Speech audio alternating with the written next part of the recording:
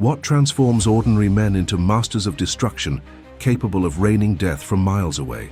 When most people think of warfare, they envision infantry soldiers charging across battlefields or pilots engaged in dogfights above the clouds. But behind the most decisive victories in modern military history stood artillery units whose precision, coordination, and sheer firepower determined the fate of nations. These weren't random acts of violence, but calculated symphonies of destruction that left even hardened military observers stunned by their effectiveness. The artillery units that achieved the deadliest records in history weren't merely operating powerful weapons. They represented the culmination of tactical innovation, technological advancement, and human determination pushed to its absolute limits. Their stories challenge everything we think we know about warfare, revealing how distance, mathematics, and relentless training could prove more devastating than any face-to-face combat. From the muddy trenches of World War I to the island-hopping campaigns of the Pacific Theater, these gunners rewrote the rules of engagement and left scars on the earth that remain visible decades later. This is the story of how artillery evolved from crude cannons into precision instruments of mass destruction, and how the men who mastered these weapons achieved kill counts that still shock military historians today. Their records stand as testament to both human ingenuity and the terrible efficiency of industrialized warfare. Artillery has existed since gunpowder first reached European battlefields in the medieval period, but the weapons that dominated conflicts through the 19th century bore little resemblance to the killing machines that emerged in the 20th century. Early artillery required direct line of sight, fired slowly, and lacked the precision to consistently hit specific targets. Commanders used these weapons primarily for psychological effect and for breaching fortifications, not for the systematic destruction that would later define modern warfare. Everything changed with the Industrial Revolution. By the early 1900s, metallurgical advances allowed for rifled barrels that spun projectiles for greater accuracy and range. Recoil mechanisms prevented guns from rolling backward after each shot, dramatically increasing firing rates. Post-critically, indirect fire techniques developed, allowing artillery to strike targets miles away without ever seeing them directly. Forward observers, telephone communications, and mathematical fire tables transformed artillery from a battlefield support weapon into the dominant killing force of modern warfare. When World War I erupted in 1914, artillery had reached a terrifying maturity. The French 75mm field gun could fire 15 rounds per minute with devastating accuracy. German heavy howitzers lobbed shells weighing hundreds of pounds onto enemy positions from ranges exceeding 10 miles.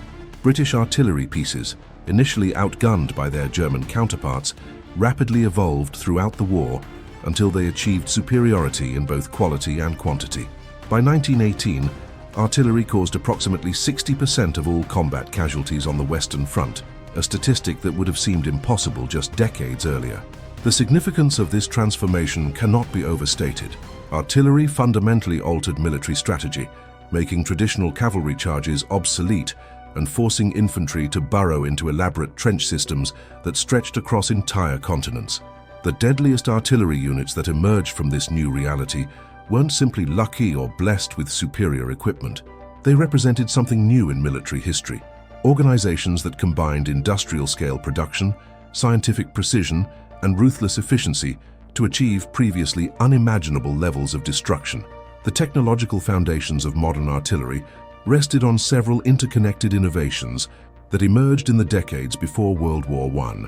Smokeless powder replaced traditional black powder, increasing projectile velocities while reducing the telltale smoke clouds that revealed gun positions. Breech loading mechanisms allowed crews to reload without repositioning entire guns, transforming the laborious minutes-long reload process into operations measured in seconds. Steel manufacturing advances produced barrels capable of withstanding the pressures and temperatures generated by modern propellants, enabling both greater range and improved durability. Perhaps most critically, the development of high-explosive shells transformed artillery's destructive potential. Earlier artillery had relied primarily on solid shot that damaged through kinetic energy or shrapnel rounds that scattered metal balls across wide areas. High-explosive shells filled with TNT or similar compounds produced blast effects that could collapse trenches, destroy fortifications, and kill soldiers even when the shell didn't directly strike them. The psychological impact of high-explosive bombardment proved as devastating as the physical effects, with soldiers experiencing what contemporaries called shell shock, and modern medicine recognizes as traumatic brain injury and post-traumatic stress disorder. The story of history's deadliest artillery units begins not with a single battery, but with a fundamental reimagining of how nations organized their military forces. Prior to World War I, artillery served as a supporting element to infantry and cavalry. Officers viewed gunners as technicians rather than warriors, and artillery training emphasized mechanical operation over tactical sophistication. This changed when the stalemate on the Western Front demonstrated that traditional military tactics had become suicidal in the face of machine guns and barbed wire. Only artillery possessed the capability to suppress enemy defenses sufficiently for infantry to advance. The German army entered World War I with perhaps the most sophisticated artillery doctrine in the world. Their gunners had studied the Russo-Japanese War intensively, noting how Japanese artillery had decimated Russian fortifications at Port Arthur. German military theorists concluded that future wars would require unprecedented concentrations of heavy artillery firing high-explosive shells.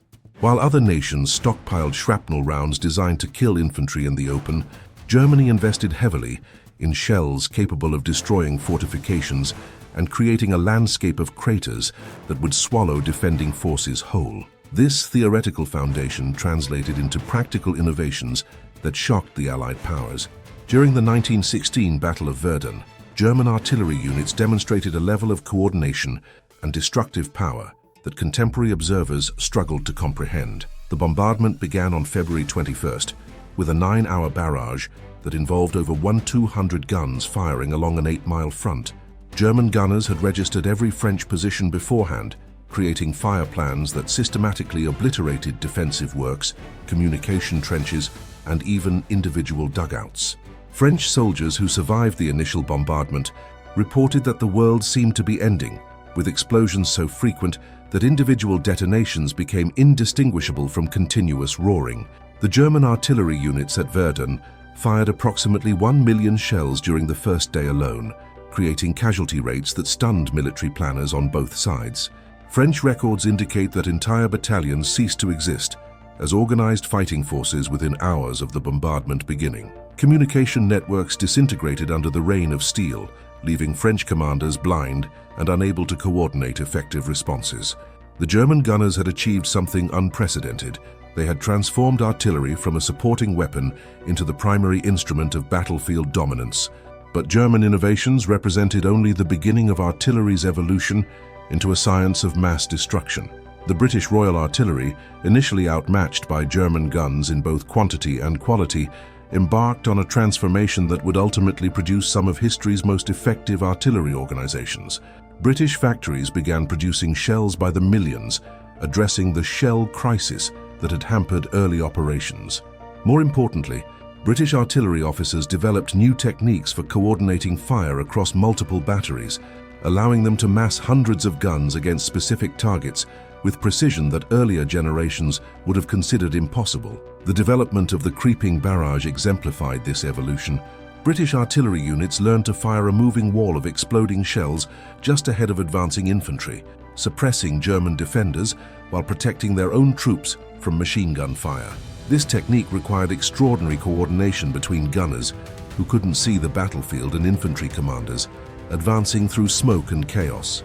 British artillery officers created elaborate timetables that specified exactly when each gun would fire, where shells would land, and how the barrage would advance across enemy territory. A single miscalculation could result in British shells falling on British troops, yet these artillery units executed these complex fire plans with remarkable consistency. The Battle of the Somme in 1916 showcased both the promise and limitations of massed artillery. British gunners fired 1.5 million shells during the 7-day preliminary bombardment, an average of 250 shells per minute, sustained continuously. The British High Command believed this bombardment would obliterate German defenses and allow infantry to simply walk across no man's land to occupy enemy trenches. Reality proved different. Many British shells were duds that failed to explode, and German defensive positions proved more resilient than anticipated. Nevertheless, British artillery units demonstrated they could deliver firepower on a scale that dwarfed anything previously attempted in human warfare. The lessons learned from the Somme transformed British artillery doctrine. Rather than relying on prolonged bombardments that warned defenders of impending attacks, British gunners developed sophisticated predicted fire techniques.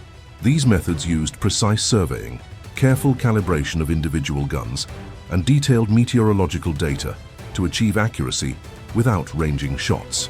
By 1917, British artillery could execute surprise barrages that caught German forces unprepared, achieving breakthrough effects that earlier bombardments had failed to produce, despite firing far more ammunition.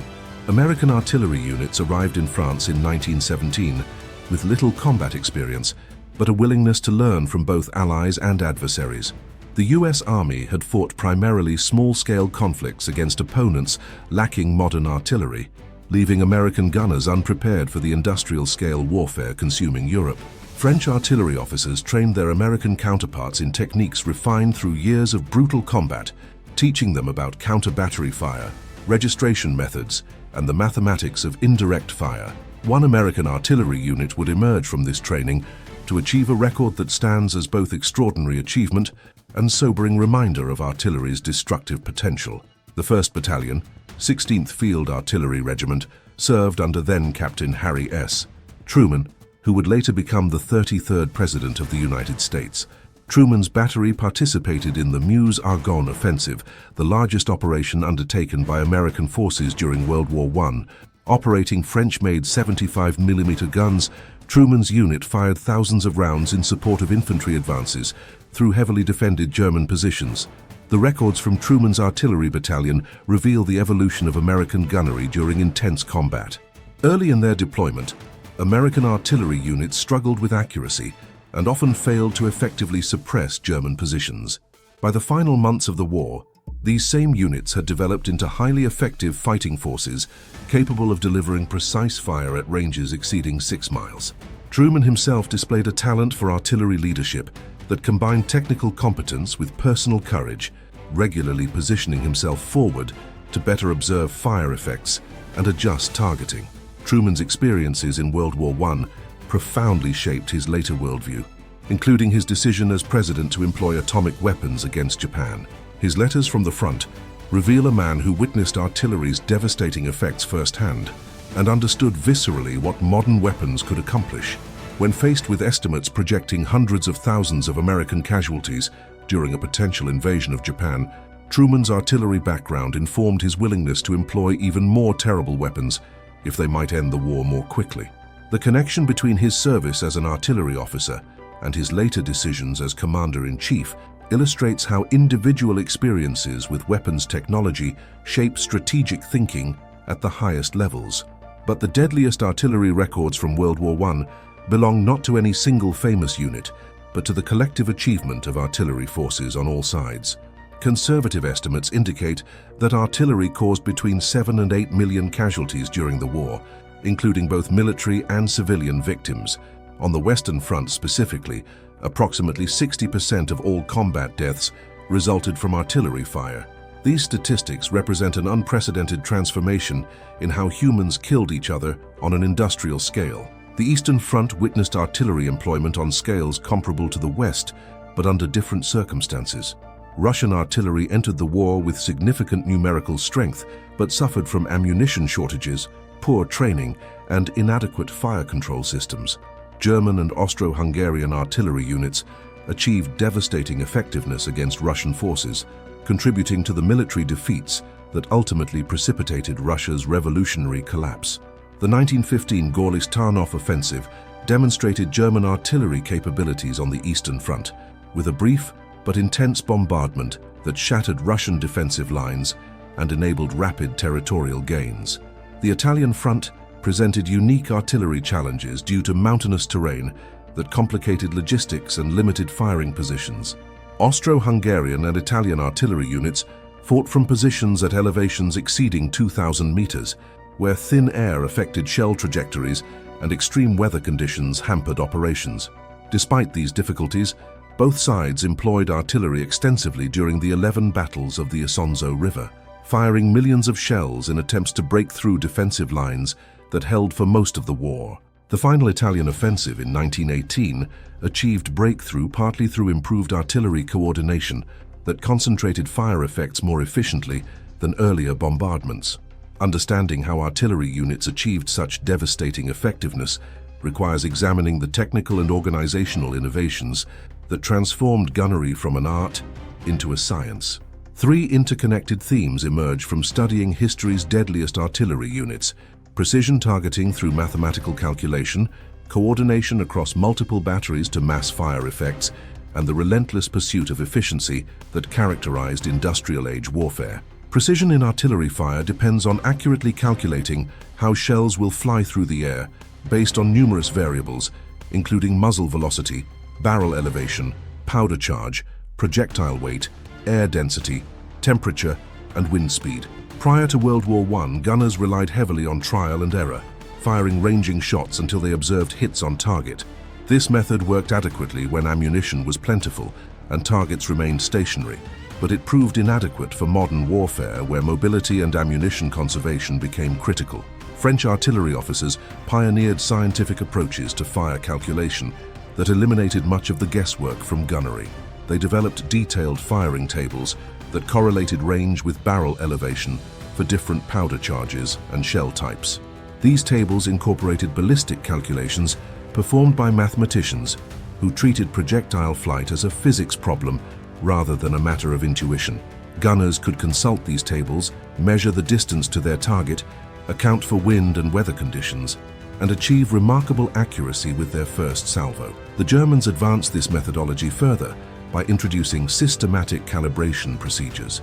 German artillery units would test fire each gun upon arrival at the front, carefully measuring how that specific weapon's shells behaved. Subtle manufacturing variations meant that nominally identical guns actually performed differently, sometimes firing shells hundreds of meters apart at long ranges. By calibrating each weapon individually and recording its specific characteristics, German gunners achieved first-round accuracy that Allied forces initially couldn't match.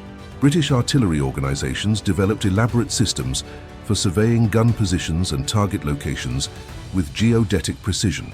Royal Engineers established networks of survey markers across the battlefield, allowing gunners to know their exact position relative to potential targets.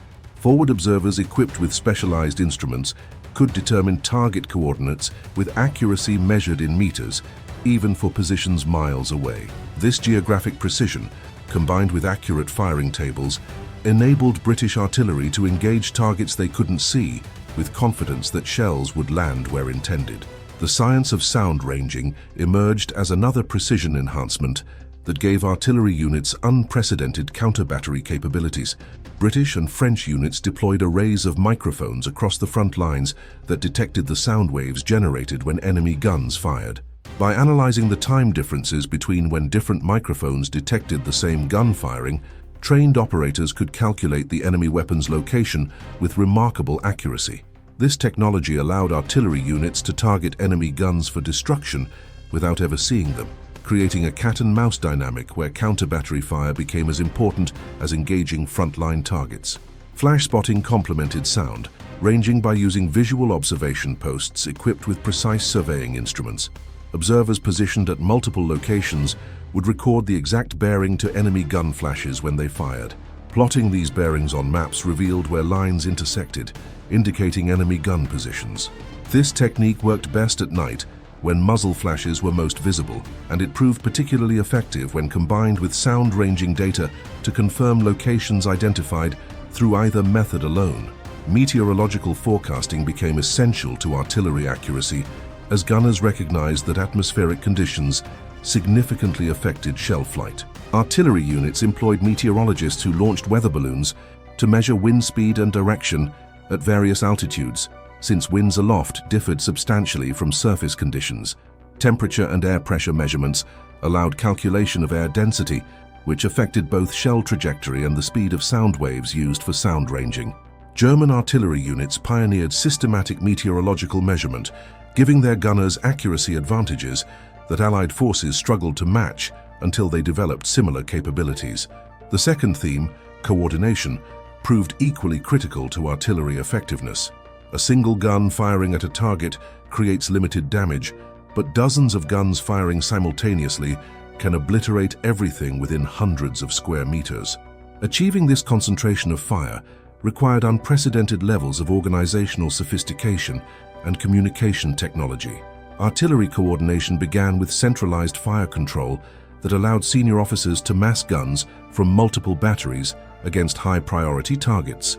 Rather than having each battery commander choose his own objectives, artillery groups established fire direction centers that collected intelligence about enemy positions, prioritized targets based on their importance to overall operations, and allocated firing units accordingly. This centralization meant that artillery resources supported the main effort rather than being dispersed across secondary objectives. Telephone networks connected forward observers to fire direction centers and from there to individual gun batteries. When observers spotted enemy activity, they could request fire support that arrived within minutes. The speed of this response loop proved critical during fluid combat situations, where opportunities appeared and disappeared rapidly. Artillery units that established robust communication networks consistently outperformed those relying on runners or signal flags to transmit fire missions. The development of zone fire systems allowed artillery units to defend large areas against enemy attacks. Rather than assigning each battery a specific sector to cover, zone fire systems pre-calculated defensive fires across the entire front and assigned specific concentration points numbered for easy reference. When enemy attacks materialized, defenders could simply radio the concentration number to artillery units, which would immediately fire pre-planned missions without requiring time-consuming fire calculations. British and American forces particularly favored zone fire systems, which provided responsive fire support even when communication difficulties prevented detailed fire missions. Timing represented another coordination challenge. The creeping barrage, which protected advancing infantry, required gunners to lift their fire forward at precise intervals. Too slow, and infantry would catch up to their own artillery fire and suffer casualties from friendly fire. Too fast, and the barrage would move beyond defending positions before infantry arrived, allowing enemy machine gunners to emerge from cover and open fire. British artillery units developed elaborate firing schedules that synchronized hundreds of guns to advance their fire at predetermined rates, typically 100 meters every few minutes, matching the pace of infantry assault. Box barrages represented another coordination technique that isolated battlefield areas by surrounding them with curtains of exploding shells. Artillery units would fire on 3 or 4 sides of a rectangle, preventing enemy reinforcements from entering the area while trapping forces already inside. Infantry could then systematically clear the boxed area with reduced risk of enemy counterattacks. This technique proved particularly effective during trench raids, where small assault forces needed to accomplish objectives quickly before enemy reserves could respond. The third theme, relentless efficiency, characterized how industrial nations approached artillery production and employment. World War I represented the first conflict where industrial capacity directly translated into battlefield effectiveness.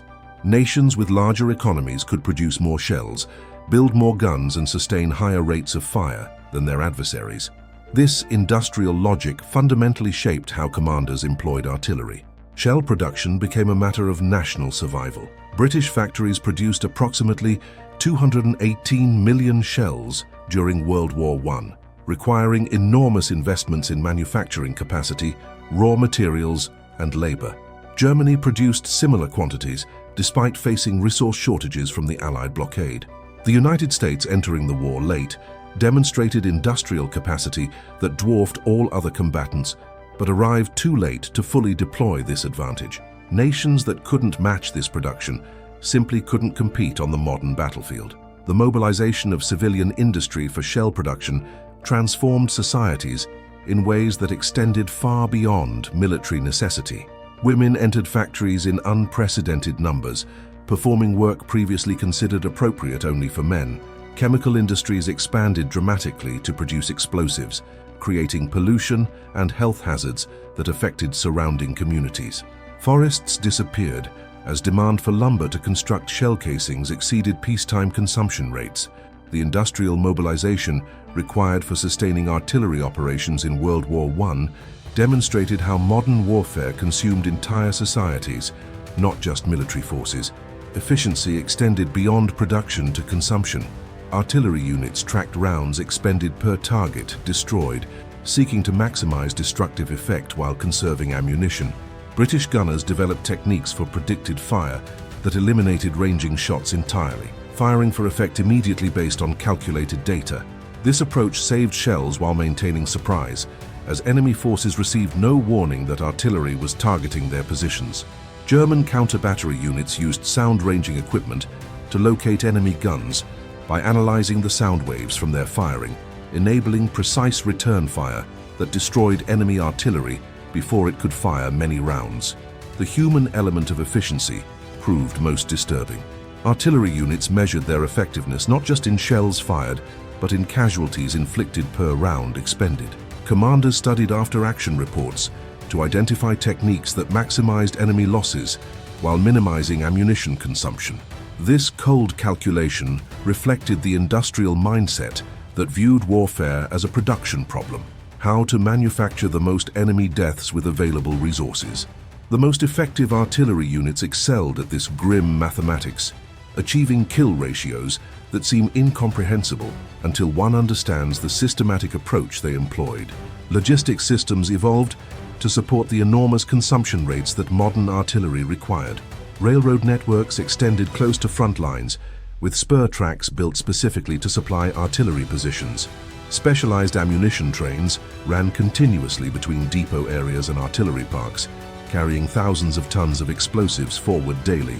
Labor battalions, often composed of soldiers deemed unfit for frontline service or prisoners of war, worked around the clock moving shells from railheads to gun positions. The logistical achievement of sustaining World War I artillery operations deserves recognition as a military accomplishment, comparable to the tactical innovations that improved fire effectiveness. The interwar period witnessed continued artillery development, despite general disillusionment with the mass slaughter of World War I. Military theorists debated whether tanks and aircraft might make artillery obsolete, but most serious military organizations concluded that artillery remained essential. The deadliest artillery records from World War II would demonstrate just how correct this assessment proved. Soviet artillery doctrine emerged from the Russian Civil War and subsequent conflicts with Japan and Finland. Soviet theorists developed the concept of artillery preparation on a scale that exceeded even World War I standards. Rather than prolonged bombardments lasting days, Soviet doctrine called for brief but intense barrages that concentrated maximum firepower into minimum time. The goal was to shock and overwhelm defenders, creating chaos that prevented organized resistance. The Battle of Berlin in 1945 showcased Soviet artillery at its most devastating. Marshal Georgy Zhukov assembled the largest concentration of artillery in human history for the final assault on Nazi Germany's capital. Approximately 41,600 artillery pieces and mortars supporting the attacking forces. Soviet gunners fired 1.2 million shells on the first day of the offensive alone, creating a bombardment density that exceeded one gun for every 4 meters of front line. German defenders reported that the earth itself seemed to heave under the impact, with explosions so intense that many soldiers suffered psychological breakdown even when physically uninjured. The Soviet emphasis on mass proved effective, but came at enormous cost in ammunition and logistics. Soviet artillery units consumed shells at rates that required vast supply networks stretching back hundreds of miles. Entire trains carrying nothing but ammunition arrived continuously at artillery parks near the front. The logistical achievement of sustaining such fire rates deserves recognition as a military accomplishment in its own right, demonstrating how modern warfare had become as much about industrial capacity as tactical skill. Soviet artillery tactics emphasized layered fire plans that systematically destroyed enemy defenses in depth. Initial barrages targeted forward positions, suppressing defenders and destroying obstacles like wire entanglements. Subsequent fire shifted to communication trenches and command posts, isolating frontline defenders from support. Finally, artillery targeted reserve positions and supply routes, preventing enemy reinforcements from reaching threatened sectors. This methodical approach reflected Soviet doctrine that viewed breakthrough operations as engineering problems requiring systematic application of overwhelming force. American artillery in World War II took a different approach, emphasizing flexibility and responsive fire support rather than massed preparatory barrages. The U.S. Army developed the Fire Direction Center concept to an unprecedented level of sophistication, creating standardized procedures that allowed any forward observer to rapidly call fire from any available artillery unit. This system proved extraordinarily effective in the fluid combat that characterized operations in Western Europe and the Pacific. American gunners benefited from technological advantages that multiplied their effectiveness. Proximity fuses, introduced in 1944, caused shells to explode when they neared targets, rather than requiring direct impact or timed detonations. These fuses proved particularly deadly against infantry and aircraft, as shells exploded above ground level, showering targets with fragments over a much wider area than ground bursts.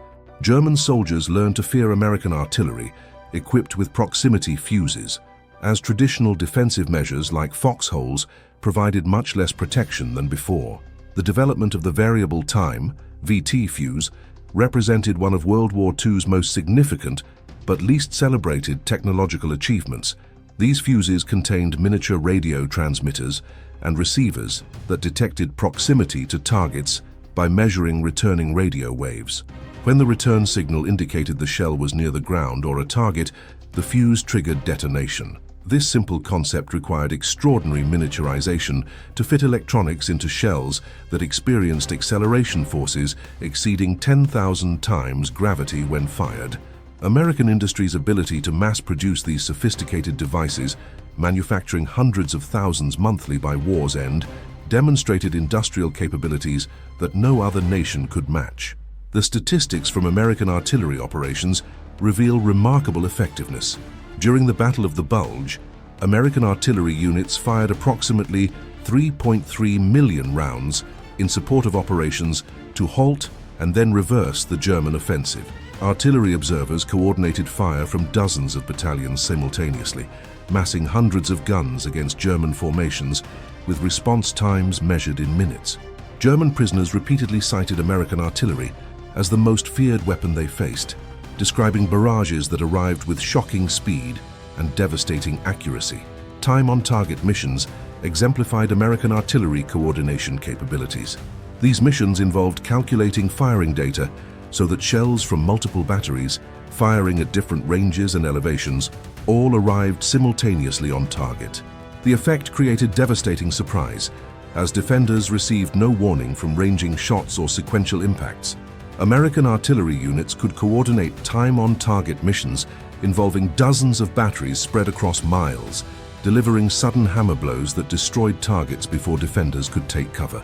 The Pacific Theater presented unique artillery challenges due to terrain and the nature of Japanese defensive tactics. Japanese forces typically constructed elaborate fortifications on islands that American forces needed to capture for their island-hopping campaign.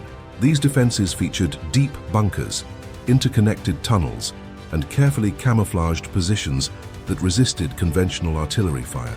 American artillery units had to develop techniques specifically for destroying heavily fortified positions in jungle terrain.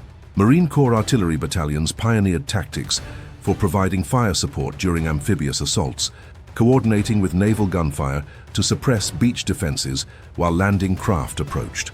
Once ashore, these artillery units advanced closely behind assault troops, providing immediate fire support against Japanese positions.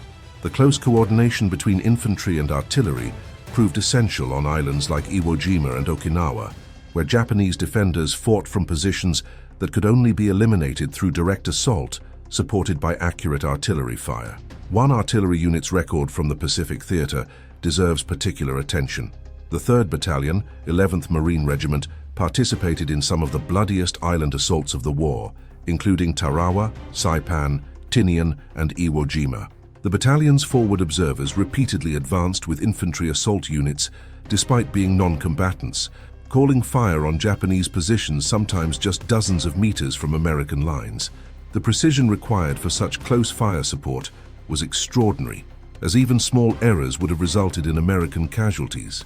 At Iwo Jima specifically, Marine artillery units faced the challenge of supporting operations against perhaps the most heavily fortified position American forces had yet encountered. Japanese defenders, had constructed a subterranean fortress with tunnels connecting thousands of defensive positions. Conventional artillery proved limited against targets that could shelter deep underground between barrages. Marine gunners adapted by maintaining continuous harassment fire that prevented Japanese movement during daylight, forcing defenders to remain in their positions where they could be systematically eliminated by flamethrowers and demolition charges. The coordination between marine artillery and close air support at Iwo Jima demonstrated how different fire support systems could complement each other.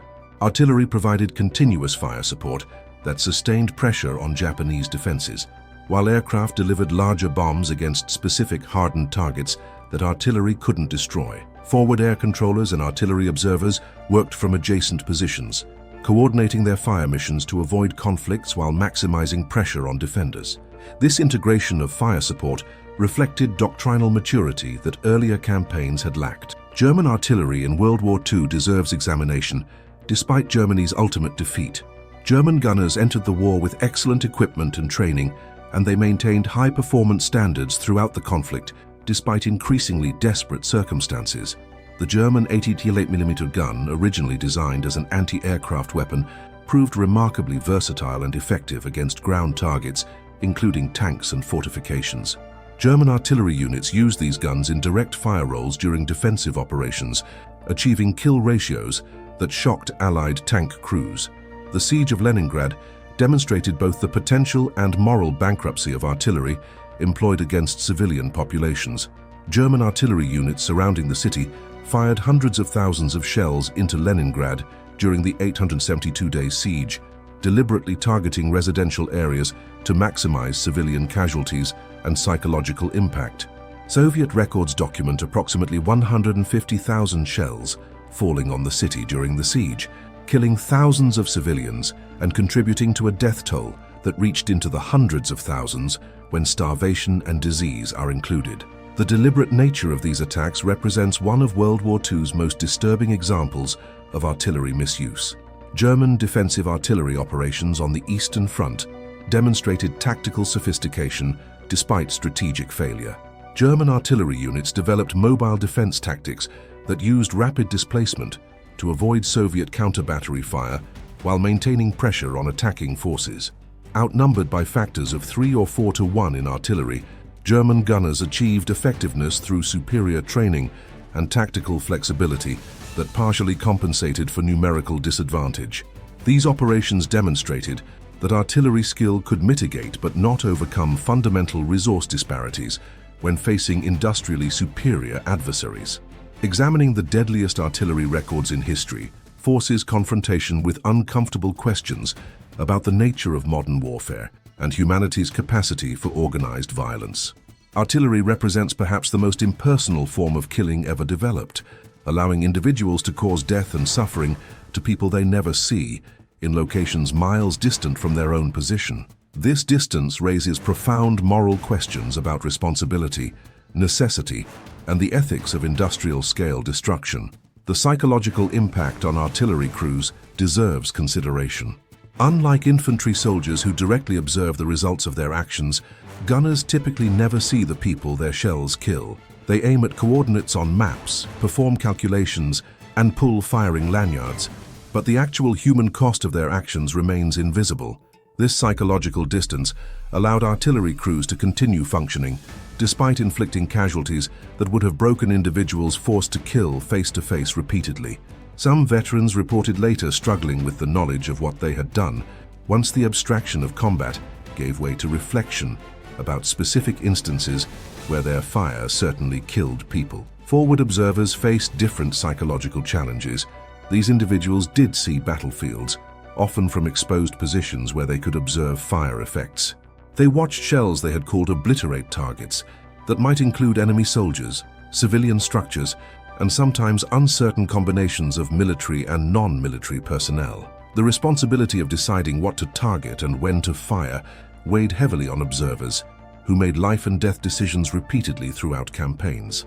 Many forward observers developed what modern psychologists would recognize as post-traumatic stress disorder, suffering nightmares and psychological distress related to specific fire missions they had called.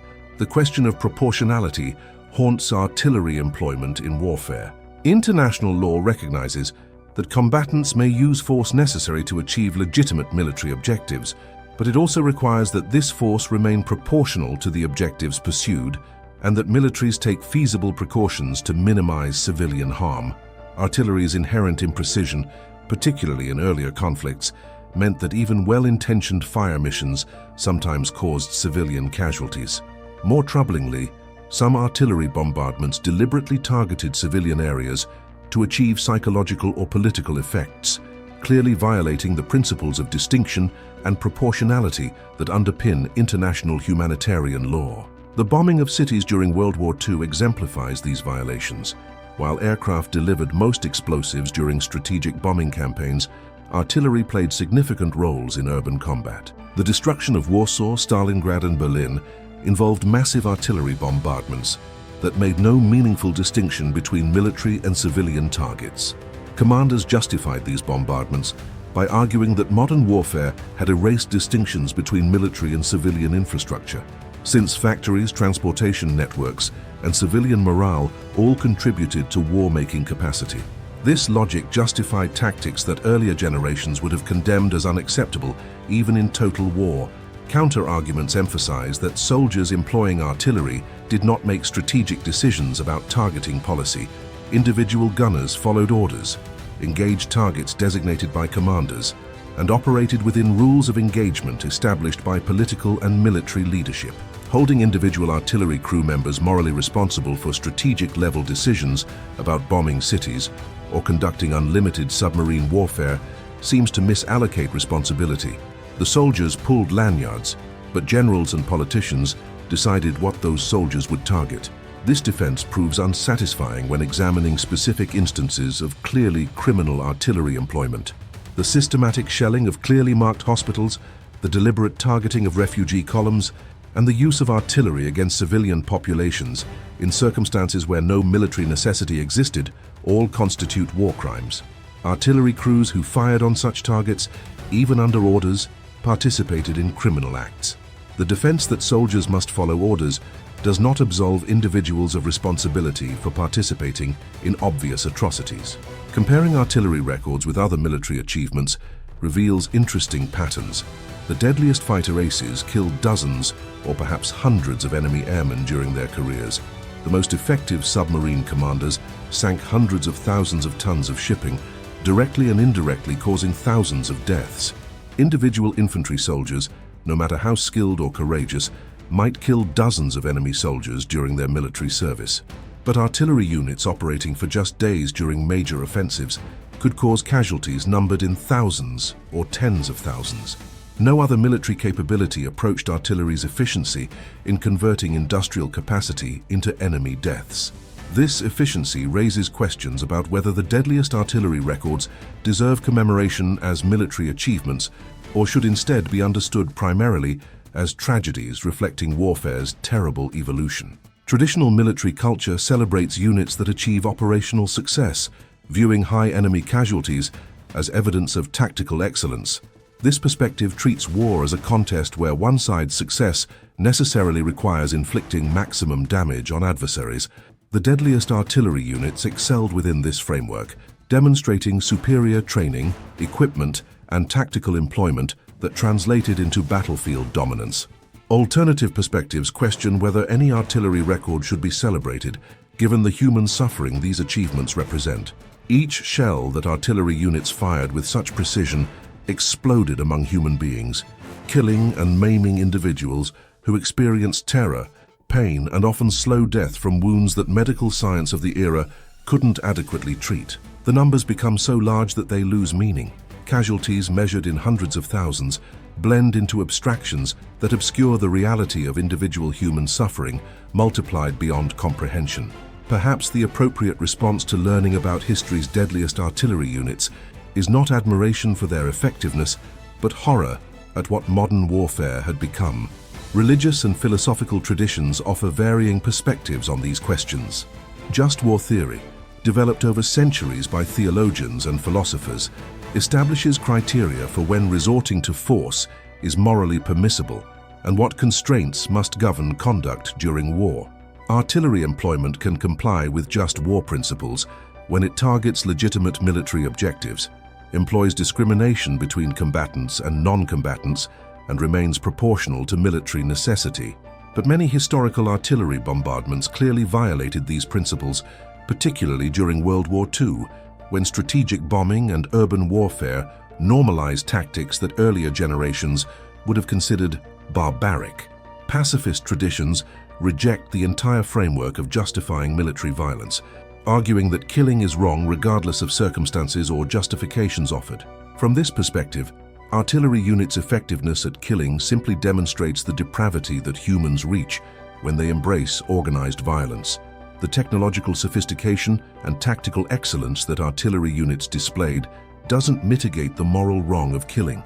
It amplifies it by applying human intelligence and creativity to the problem of efficiently destroying other humans. The deadliest artillery records from this viewpoint represent humanity's shame rather than any source of pride or admiration. The long-term consequences of artillery bombardment extend beyond immediate casualties.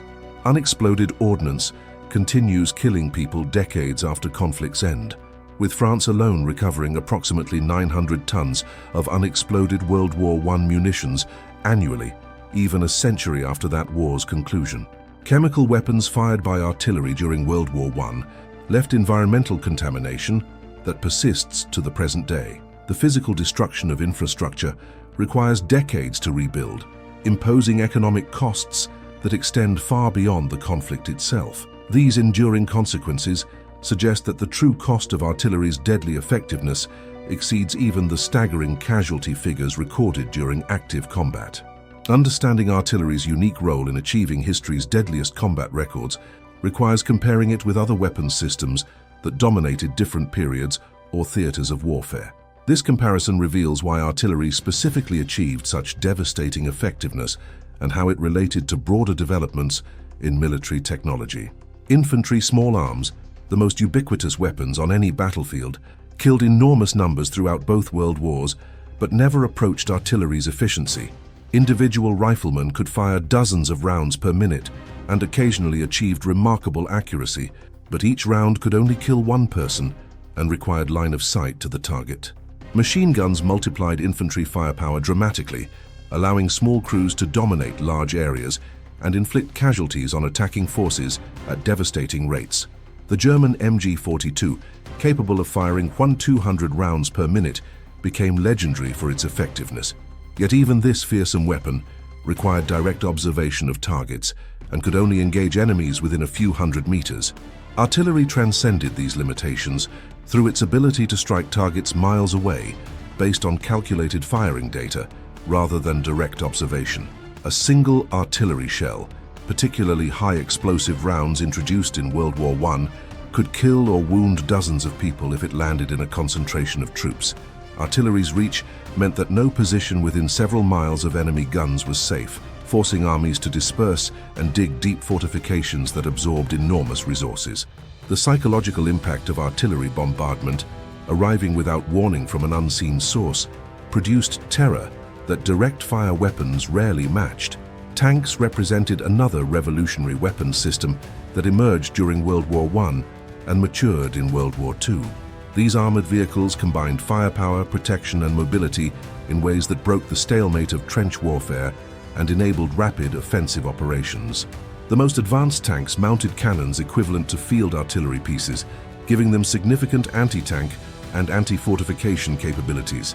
German Panther and Tiger tanks could destroy enemy armor at ranges exceeding a mile, while Soviet T-34s combined adequate firepower with excellent mobility and mechanical reliability. Despite tanks' revolutionary impact on warfare, they never matched artillery's casualty-causing effectiveness. Tank guns fired individual shells at specific targets, requiring crews to identify, aim at, and engage each enemy position separately. Artillery, by contrast, could blanket entire areas with explosions, destroying whatever happened to be present without requiring specific identification of targets. A single artillery battalion could fire hundreds of shells per minute across a square kilometer, creating a level of destruction that tank formations couldn't replicate. Statistics confirm that artillery consistently caused more casualties than armor throughout World War II, Despite tanks' greater visibility in historical memory, aircraft emerged during World War I and evolved rapidly into powerful weapon systems capable of reconnaissance, ground attack, and strategic bombing. Fighter aircraft achieved celebrity through ace pilots whose individual kills were tracked and publicized. Ground attack aircraft like the Soviet Il-2 Sturmovik and American P-47 Thunderbolt proved devastating against tanks, trucks, and troop concentrations. Strategic bombers delivered explosive tonnage that dwarfed anything artillery could achieve, with single raids dropping thousands of tons of bombs on enemy cities. Yet even aircraft faced limitations that artillery avoided. Planes required extensive support infrastructure, including airfields, fuel, maintenance crews, and spare parts. Weather frequently grounded air operations, leaving ground forces without air support during critical periods. Anti-aircraft defenses shot down significant numbers of attack aircraft, making ground attack missions dangerous for air crews. Artillery, by contrast, operated in virtually any weather and was far less vulnerable to enemy countermeasures. Throughout World War II, artillery remained available to support ground forces more consistently than air power, particularly during the winter months when weather limited flight operations. The comparison between artillery and strategic bombing deserves special attention given debates about which killed more people during World War II. Strategic bombing campaigns dropped approximately 2 million tons of bombs on enemy cities and industrial targets during the war. These raids killed hundreds of thousands of civilians and caused enormous destruction to urban areas. The firebombing of Tokyo killed an estimated 100,000 people in a single night, while the atomic bombs dropped on Hiroshima and Nagasaki killed approximately 200,000 people immediately, or in the following months. Artillery's total casualty toll likely exceeded strategic bombings despite individual bombing raids achieving higher death tolls. Artillery operated continuously across every front for the war's entire duration, firing tens of millions of shells that each had the potential to cause multiple casualties. Conservative estimates suggest artillery caused approximately 40% of combat deaths during World War II, percentage that translates to millions of casualties. Strategic bombing, while extraordinarily destructive during specific attacks on cities, represented a smaller proportion of total deaths despite its prominence in historical consciousness. Naval guns represented another form of artillery that achieved remarkable destructive capability. Battleship main batteries fired shells weighing up to 2,700 pounds at ranges exceeding 20 miles. These massive projectiles could destroy fortifications, sink ships, and cause catastrophic damage to anything they struck. Naval gunfire support proved essential during amphibious operations in the Pacific, with battleships and cruisers bombarding Japanese positions before Marines landed. The psychological impact of 16-inch naval shells, each creating an explosion visible for miles, was profound. Despite their impressive capabilities, naval guns faced significant limitations compared to land-based artillery. Ships could only approach targets accessible from the sea, limiting their employment to coastal areas. Naval guns fired relatively slowly compared to field artillery, with battleship main batteries managing perhaps 2 rounds per minute from each turret. Ammunition stowage constraints meant ships could only sustain fire for limited periods before requiring replenishment. Field artillery, operating from land bases with direct access to supply lines, could sustain much higher rates of fire for extended periods. Naval gunfire support remained important in specific situations, but land-based artillery caused far more total casualties during the war. Artillery's role evolved during the limited wars that followed World War II, but it remained the dominant casualty-producing weapon system on the battlefield. The Korean War saw both sides employ artillery extensively, with American and UN forces enjoying significant advantages in quantity and quality of guns available. Soviet-supplied North Korean and Chinese artillery proved less numerous and technologically sophisticated, but still capable of inflicting significant casualties during major offensives. American artillery units in Korea benefited from experience gained during World War II, while incorporating new technologies like improved communications and more powerful propellants. The proximity fuse, introduced late in World War II, had become standard for American artillery and dramatically increased effectiveness against personnel. Time-on-target missions allowed American gunners to coordinate fire from multiple batteries so that all shells arrived simultaneously on target, maximizing surprise and lethality. Chinese People's Volunteer Army attacks during the Korean War demonstrated that mass infantry tactics remained viable, despite modern artillery's devastating firepower. Chinese forces achieved tactical surprise through rapid nighttime movement and willingness to accept enormous casualties while closing with American positions. Once Chinese troops reached close quarters, American artillery became less effective as the risk of friendly fire prevented full employment. Chinese commanders calculated that accepting casualties from artillery during approach marches was acceptable if surviving forces could close with American infantry and negate American firepower advantages. American artillery statistics from Korea reveal both effectiveness and limitations. During the Battle of the Soyang River in 1951, American artillery units fired approximately 160,000 rounds, supporting defensive operations against Chinese attacks. These barrages caused an estimated 10,000 to 20,000 Chinese casualties and played crucial roles in halting Chinese offensive operations. Yet Chinese forces continued attacking despite these casualties, demonstrating that artillery alone couldn't defeat determined adversaries, willing to accept losses that Western military forces considered unsustainable. The development of nuclear artillery during the 1950s represented artillery's evolution to its most destructive potential. American forces deployed 280mm guns capable of firing atomic shells with yields equivalent to thousands of tons of conventional explosives. These weapons theoretically could destroy entire enemy divisions with single rounds, though they were never employed in combat. The existence of nuclear artillery demonstrated how the technology that produced history's deadliest conventional artillery records could be adapted to even more terrible purposes. The psychological impact of knowing that any artillery barrage might include nuclear shells affected tactical planning, even though actual employment remained unlikely, except in circumstances of total war. The Vietnam War presented unique challenges for artillery employment due to terrain, operational conditions, and political constraints. Dense jungle limited observation and made target identification difficult. The dispersed nature of guerrilla warfare meant that rarely did artillery observers find targets concentrations large enough to justify major fire missions. Political restrictions on targeting near-populated areas, instituted to minimize civilian casualties and maintain South Vietnamese government legitimacy, further limited artillery employment. Despite these constraints, artillery remained essential to American operations in Vietnam.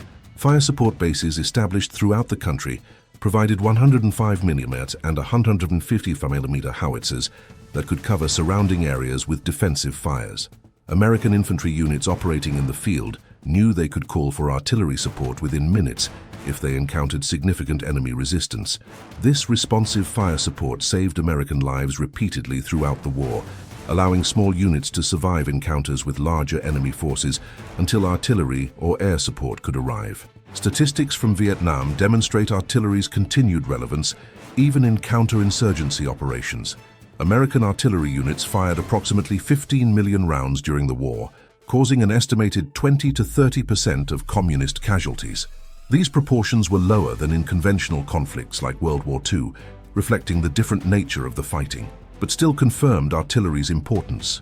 Veterans consistently reported that knowing artillery support was available provided psychological comfort that allowed them to operate aggressively in hostile territory. North Vietnamese and Viet Cong forces used artillery differently, emphasizing surprise bombardments of American bases rather than continuous fire support. Communist artillery units would secretly move guns into position, fire a brief but intense barrage at American installations, and then withdraw before American counter-battery fire could locate and destroy them. These attacks caused relatively few casualties compared to the ammunition expended, but achieved psychological and political effects by demonstrating that American bases weren't secure even in supposedly pacified areas.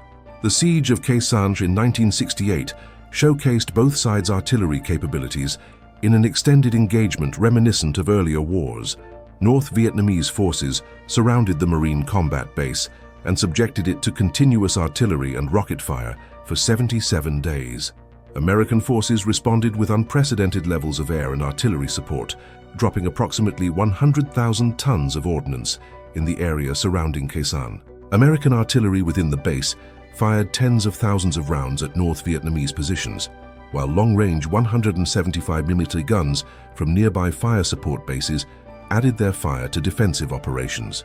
The siege ended with North Vietnamese forces withdrawing after suffering casualties estimated at between 10,000 and 15,000 men, many caused by the massive fire support that American forces employed. Fire support coordination centers in Vietnam represented an organizational innovation that improved artillery effectiveness despite challenging operational conditions. These centers integrated artillery, naval gunfire, and close air support into unified fire plans that maximized available firepower, while minimizing risks of friendly fire or duplication of effort. When American units requested fire support, coordination centers could rapidly allocate the most appropriate assets based on target characteristics, weather conditions, and available resources. This integrated approach to fire support represented doctrinal maturity that earlier conflicts had lacked, though it also reflected the reality that American forces required every advantage to offset enemy numerical superiority and intimate knowledge of terrain. Contemporary artillery has evolved dramatically from the mass fire systems that dominated through Vietnam. Modern artillery emphasizes precision over volume of fire, using guided munitions and advanced sensors to achieve first-round effects that earlier generations required dozens or hundreds of unguided shells to accomplish.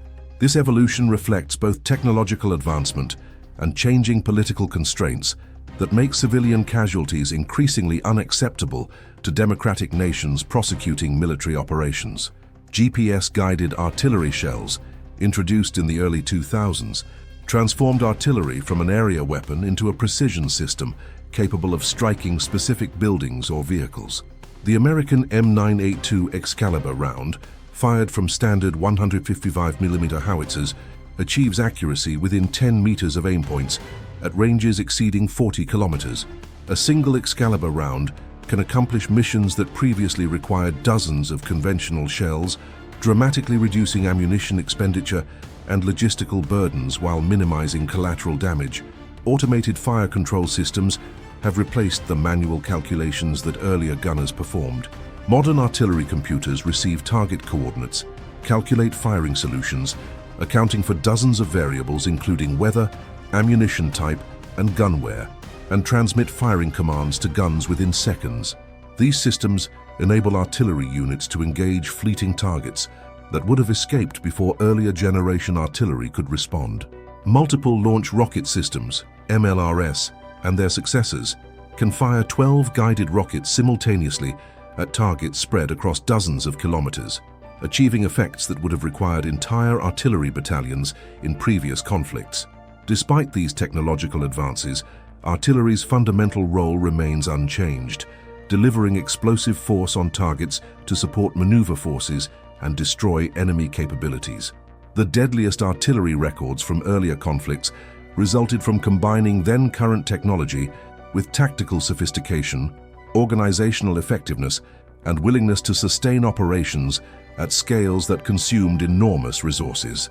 Modern artillery units could theoretically achieve similar casualty totals if employed in similar circumstances, though political constraints make such employment unlikely in conflicts involving Western military forces. The experience of artillery in recent conflicts suggests that precision has not eliminated the requirement for volume in some circumstances. Russian artillery operations in Syria and Ukraine have demonstrated continued reliance on mass fire and traditional techniques reminiscent of Soviet doctrine. Russian forces in Ukraine have fired tens of thousands of artillery shells daily during intense operations, accepting imprecision and collateral damage in exchange for firepower that overwhelms Ukrainian defensive positions. This approach reflects both Russian military culture and limitations in precision munitions availability.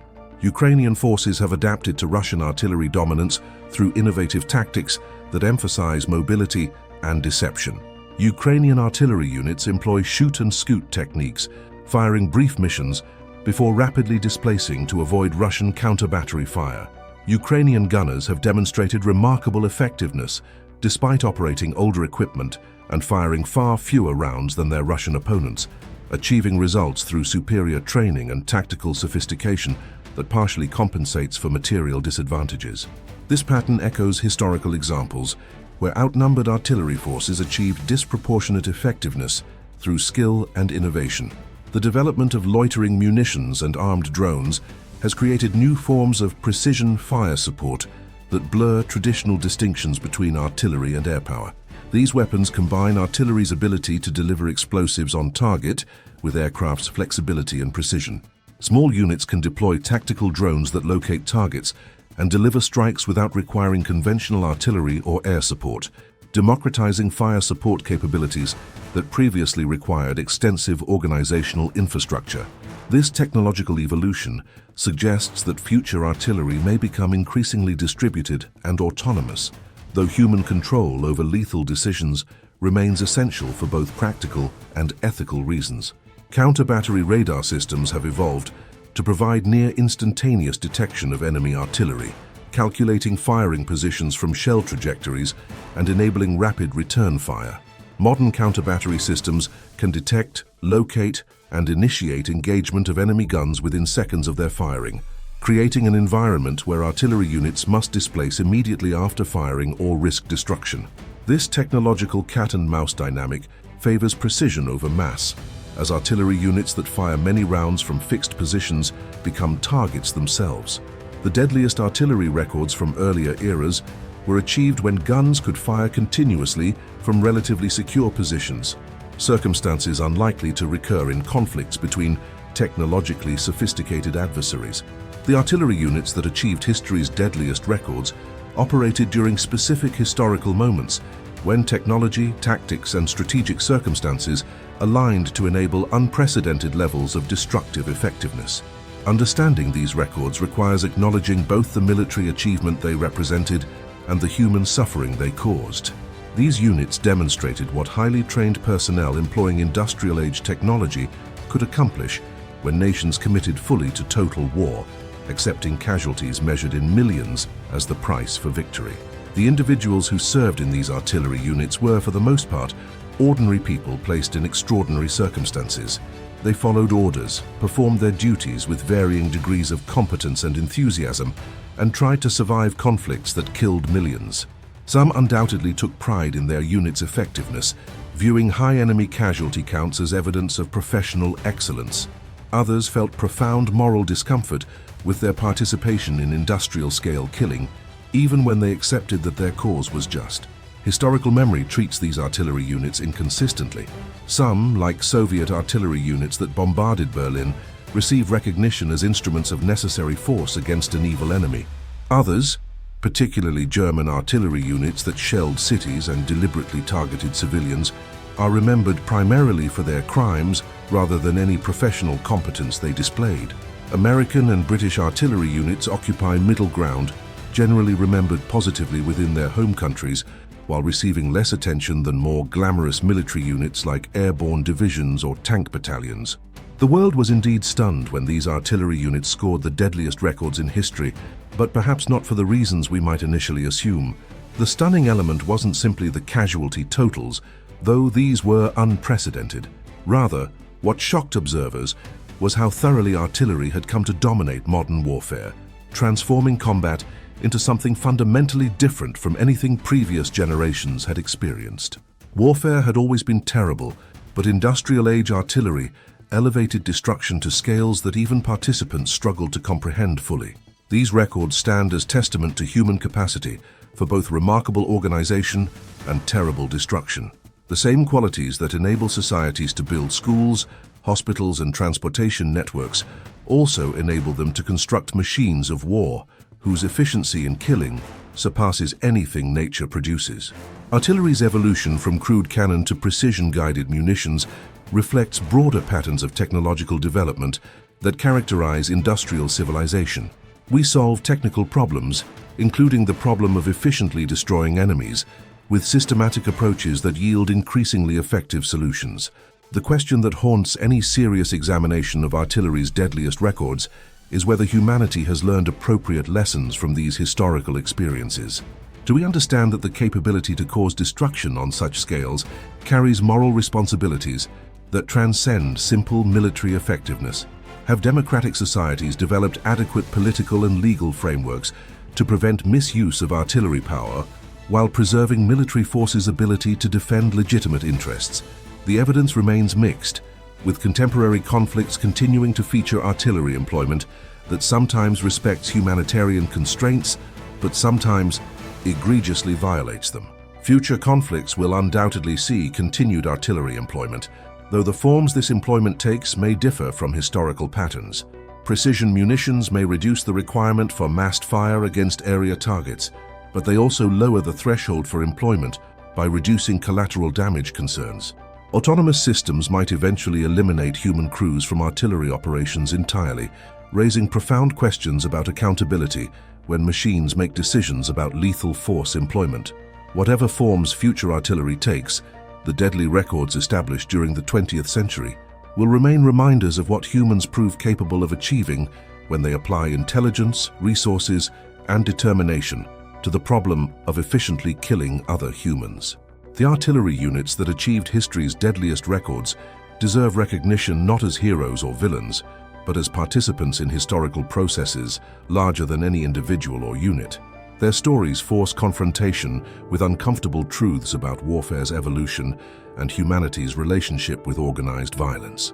These units demonstrated that distance doesn't eliminate moral responsibility, that technical excellence serves terrible purposes when applied to warfare, and that casualties measured in abstractions represent individual human beings whose suffering deserves acknowledgement even when their death serves strategic objectives we judge necessary. The world was stunned by these deadly records because they revealed something fundamental about modern warfare and, perhaps, about ourselves.